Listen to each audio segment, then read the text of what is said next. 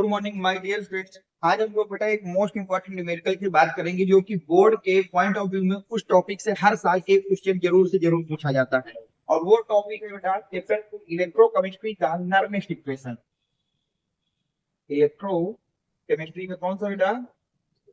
नर्नेस्ट। हर साल आप बोर्ड की एग्जाम में कोई भी पेपर उठा के देख लीजिए बेटा, नर्नेस्ट से एक क्वेश्चन 100% आपसे बोर्ड में पूछा जाता है। तो सबसे पहले हम लोग बात करते हैं नर्नेस्ट इक्वेशन की। किसकी बात करते हैं? तो नर्नेस्ट इक्वेशन का हम लोग यूज करते हैं किसी भी सेल का ईएमएफ को फाइंड आउट करने के लिए। तो यूज कहाँ होता है बेटा? To find EMF of cell. इसका हम लोग यूज कहाँ करते हैं बेटा? किसी भी सेल के ईएमएफ को फाइंड आउट करने में। किसी भी सेल के ईएमएफ को फाइंड आउट करने में हम जिस इक्वेशन का यूज करते हैं उस इक्वेशन को क्या कहते हैं बेटा? नर्नेस्ट इक्वेशन। और बोर्ड के लिए इसको मोस्ट मोस्ट मोस्ट इंपॉर्टेंट में आप डाल लीजिएगा। अब नर्नेस्ट इक्वेशन होती क्या है बेटा? वो होती है EMF of cell equal to standard EMF of cell minus 0.06 n log 10 base cube. ये आपकी बेटा नर्नेस्ट इक्वेशन होती है। अब इसको कैसे अप्लाई करना है ये मैं आगे आपको बताने जा रहा हूँ, बस इसको आपको लर्न कर लो। सबसे पहले इसको लर्न कर लीजिए। इसको हम लोग कहते हैं EMF of cell. EMF of cell इसको कहते हैं बेटा स्टैंडर्ड ईएमएफ ऑफ सेल। ये आपका number of change of electron for any one electron. किसी भी एक इलेक्ट्रॉन में जो ट्रांसफर नंबर ऑफ इलेक्ट्रॉन होते हैं वो n होता है, और q को बोलते हैं रिएक्शन कोफिशिएंट। अभी हम जब इक्वेशन को एक क्वेश्चन को अप्लाई करेंगे तो यहाँ पर हमको सारी चीजें समझ में आ जाएंगी। सबसे पहले आपको इस समीकरण को लिख लेना है बेटा कि जो नर्नेस्ट इक्वेशन है इसका यूज कहाँ होता है? To find EMF of cell. किसी भी सेल का ईएमएफ को फाइंड आउट करने के लिए हम जिस इक्वेशन का यूज करते हैं उसको क्या कहते हैं बेटा? नर्नेस्ट इक्वेशन। और उसकी इक्वेशन को लिख लीजिए। अब इसके बाद हम इस क्वेश्चन से समझ लेते हैं बेटा चीजों को। हो गया यहाँ तक? अब देखिए ध्यान से।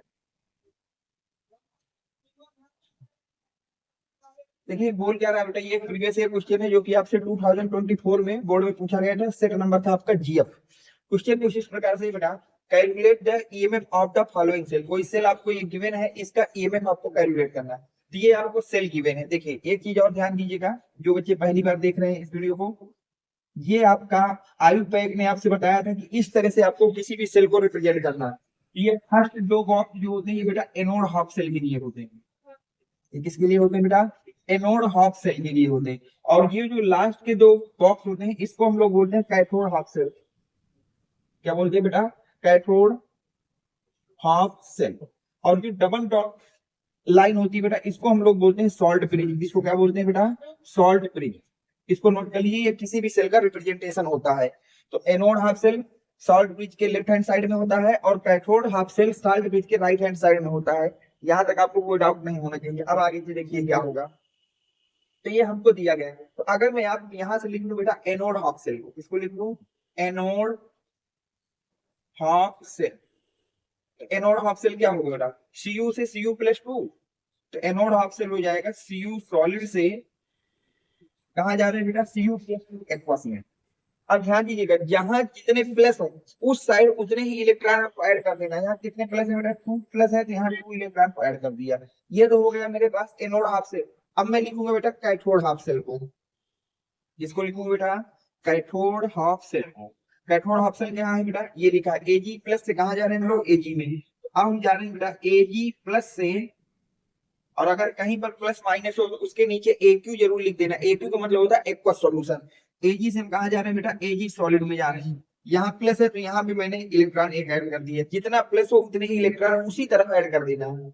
अब देखिए जब आप एनोड हाफ सेल और कैथोड हाफ सेल लिख लेंगे तो वहां से अगर आपसे मैं कहूं कि सेल रिएक्शन लिख दीजिए, क्या लिख दीजिए बेटा? Cell reaction. तो सेल रिएक्शन लिखने के लिए कुछ नहीं करते, एनोड हाफ सेल और कैथोड हाफ सेल को आपस में ऐड कर देते। लेकिन ऐड तभी करेंगे जब दोनों में नंबर ऑफ इलेक्ट्रॉन सेम हो। नंबर ऑफ इलेक्ट्रॉन क्या होंगे बेटा? सेम। और अगर सेम ना हो तो उसमें मल्टीप्लाई करके उसको सेम करा लेंगे। तो ध्यान से देखिए, एनोड हाफ सेल में हमारे पास नंबर ऑफ इलेक्ट्रॉन है 2। कितने हैं? 2। और कैथोड हाफ सेल में हमारे पास नंबर ऑफ इलेक्ट्रॉन है 1। तो अगर हमको 1 को 2 में कन्वर्ट करना है तो इस पूरी इक्वेशन को किससे डिवाइड मल्टीप्लाई कर दूंगा बेटा? 2 से। तो अब मेरे पास ये इक्वेशन बनेगी 2 electron 2 Ag plus aqueous gives 2 Ag solid.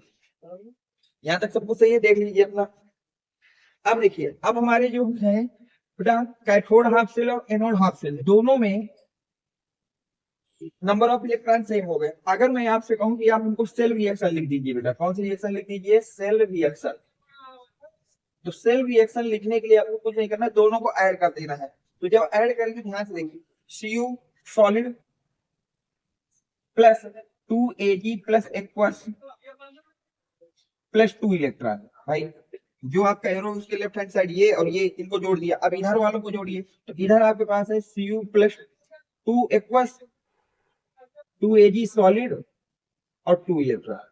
क्या बेटा यही है? इधर वाले ऐड कर दिए, इधर वाले, तो 2 इलेक्ट्रॉन से 2 इलेक्ट्रॉन आपके क्या हो जाएंगे बेटा? सब्ट्रैक्ट हो जाएगा। अब आपके पास से इक्वेशन क्या आ गई? Cu solid plus 2Ag aqueous gives Cu plus 2 aqueous and 2Ag solid. ये तो सही याद है। अब ध्यान देखिए, ये हमारे पास सेल रिएक्शन आ गए। अब हम लोग क्या लिखेंगे बेटा? अब हमको निकालना क्या है? ईएमएफ ऑफ सेल को फाइंड आउट करना है। किसको फाइंड करना है? EMF of cell. तो हम लिखेंगे by using formula of Nernst equation. हम लोग किसको यूज करेंगे बेटा? ईएमएफ के लिए नर्नेस्ट इक्वेशन को। तो नर्नेस्ट इक्वेशन क्या कहती है बेटा? कि जो ईएमएफ होता है, क्या होता है बेटा? ईएमएफ को किसके इक्वल होता है? Standard EMF of cell minus 0.06 n log 10 base cube. सही याद? अब वैल्यू रखिए। देखिए स्टैंडर्ड ई नॉट सेल क्या होता है बेटा? E nought cathode minus E nought anode. E nought cell का फार्मूला याद रखना बेटा, क्या होता है? E nought cathode minus E nought anode minus 0.06 N. N होता है बेटा जो आपने इलेक्ट्रॉनों को ऐड किए थे। तो ध्यान से कितने इलेक्ट्रॉन ऐड किए थे? 2। यहां से आप देख लीजिए जिन इलेक्ट्रॉनों को आपने काटा वही याद है। कितने इलेक्ट्रॉन काटे? 2। किसी एक तरफ की तरह लेफ्ट के देखिएगा या राइट, दोनों मत जोड़ दीजिएगा। तो 2 से डिवाइड कर दिया, log 10 बेस। अब क्यों हमेशा लिखा जाता है बेटा? जो एरो के आगे लिखे उनको ऊपर लिख दो और जो एरो के पीछे लिखे इसको नीचे लिख दो, तो ये हमारा क्यों हो जाएगा। तो ध्यान से देखिए, सबसे पहले लिखूंगा Ag सॉलिड और उसका नंबर को पावर में चढ़ा दीजिए। तो 2 है तो 2 पावर में चढ़ गया, इनटू Cu एक्वस, और इसकी पावर में कुछ नहीं है, ये 2 अलग चीज है। Cu प्लस 2 एक्वस है, पावर में सिर्फ आगे वाला नंबर जाएगा। अब हम लोग इसको डिवाइड कर देना किससे? जो एरो के पीछे लिखे। एरो के पीछे क्या लिखा है? Cu सॉलिड, तो Cu solid into Ag plus aqueous, Ag plus aqueous, और Ag प्लस के ऊपर कितनी पावर चढ़ेगी बेटा? 2, क्योंकि यहाँ पे हमारे आगे 2 है। यहाँ तक आपने लिख लिया सब कुछ। अब ध्यान से देखिए यहाँ से सी ई नॉट कैथोड। कैथोड कहाँ गया? मैंने आपको बताया कैथोड किसका बना है? Ag का। Ag कहाँ है? E not. ये तो कैथोड की जगह हम लिखेंगे ई नॉट Ag प्लस से Ag माइनस एनोड। एनोड किसका है बेटा? एनोड है कॉपर का। कॉपर कहाँ? ये लिया है, माइनस का ई नॉट Cu प्लस 2 से Cu। सही यहाँ तक? माइनस 0.03, भाई 2 से डिवाइड कर देंगे, log 10 बेस। अब देखिए अगर कहीं पर सॉलिड या लिक्विड लिखा हो तो उसकी वैल्यू 1 होती है ब्रैकेट के अंदर। तो ये सॉलिड है तो ये हो जाएगा 1 का square into Cu plus 2। Cu plus 2 aqueous है, इसकी वैल्यू दी होगी Cu प्लस 2 है 1, तो 1 divide by Cu solid. Cu solid है 1, Ag एक्वस। Ag एक्वस की वैल्यू कितनी है? 0.01, 0.01, और इसका क्या है? स्क्वायर। यहाँ तक देख लीजिए, समझ लीजिए। सही यहाँ तक? मैं इधर की चीजें हटा ले रहा हूँ। अब ध्यान से समझिए बेटा, इसके आगे कैसे इस सवाल में करना है आपको। हो गया यहाँ तक? अब ध्यान से समझिए क्या बेटा। अरे यार इसकी वैल्यू मैंने हटा दी, एक मिनट, वैल्यू भी कैसे कर, चलिए कोई बात नहीं, आप तो लिखा होगा। ध्यान से देखिए बेटा, EMF of cell, EMF of cell equal to Ag plus की वैल्यू गिवन है, आप देख लीजिए बेटा 0.80 माइनस Cu प्लस 2 की वैल्यू आपको गिवन है क्वेश्चन में 0.34। ये अब देखिए यहाँ तक सब सही होगा, माइनस 0.03। अब मैं लॉग को खोल रहा हूँ, ध्यान से देखिए, लॉग 10 बेस, तो 1 का स्क्वायर 1 होता है, ये हो जाएगा 1 इंटू 1 डिवाइड बाई 1 इंटू, ये लिखा है बेटा 10 की पावर माइनस 2, और इसका स्क्वायर खोलेंगे तो हो जाएगा 10 की पावर माइनस 4। यहाँ तक सबको सही? क्या बेटा इसको मैं लिख सकता हूँ 0.46, कितना लिख सकता हूँ बेटा? 0.46 माइनस का 0.03 log 10 बेस 1 बाई 10 की पावर माइनस 4 बनेगा। क्या इसको आप लिख सकते हैं 0.46 माइनस 0.06 log 10 की पावर माइनस 4 को जब ऊपर ले जाएंगे तो पावर मिल जाएगी प्लस log 10 बेस 10 की पावर 4। तो यहाँ तक अब देखिए log एक प्रॉपर्टी होती है बेटा, तो प्रॉपर्टी क्या होती है उसकी बात कर लेते हैं।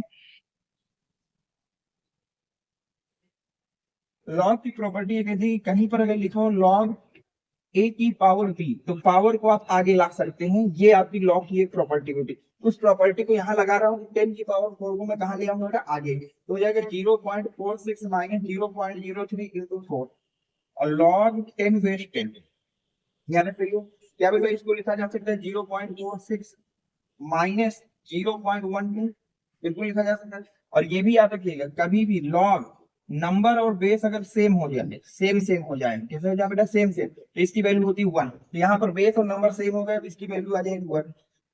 यहाँ तक सही। क्या बेटा इसको लिखा जा सकता है 0.46 माइनस 0.12 और जब इसको सब्ट्रैक्ट करेंगे तो ये आ जाएगा 0.34 वोल्ट।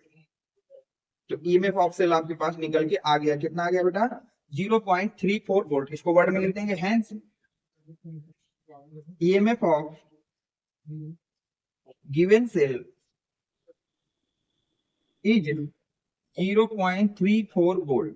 तो जो आपको गिवन सेल है उसका ईएमएफ कितना होगा बेटा 0.34 वोल्ट होगा। तो ये क्वेश्चन याद रखना बेटा, बोर्ड में जब भी आते हैं बेटा 4 या 5 मार्क्स के आते हैं, थोड़ा सा लेंथी क्वेश्चन होते हैं। जब आप न्यूमेरिकल सॉल्व कर रहे होंगे या कैलकुलेशन कर रहे होंगे तो थोड़ा सा सावधानियां भी रखना क्योंकि यहाँ गलत होने के चांस बहुत ज्यादा होते हैं बेटा। उम्मीद है कि ये क्वेश्चन आपके समझ में आया होगा। अगर आपको समझ में आ गया हो और थोड़ा सा डाउट हो तो आप इसी वीडियो को दोबारा देख लीजिएगा। अगर इसके बाद भी अगर आपका डाउट सॉल्व नहीं होगा तो आप कमेंट सेक्शन में लिखिएगा, मैं नेक्स्ट वीडियो में उसका आंसर जरूर प्रोवाइड करा दूंगा या उसको दोबारा समझा दूंगा। Thanks for watching, next video coming soon.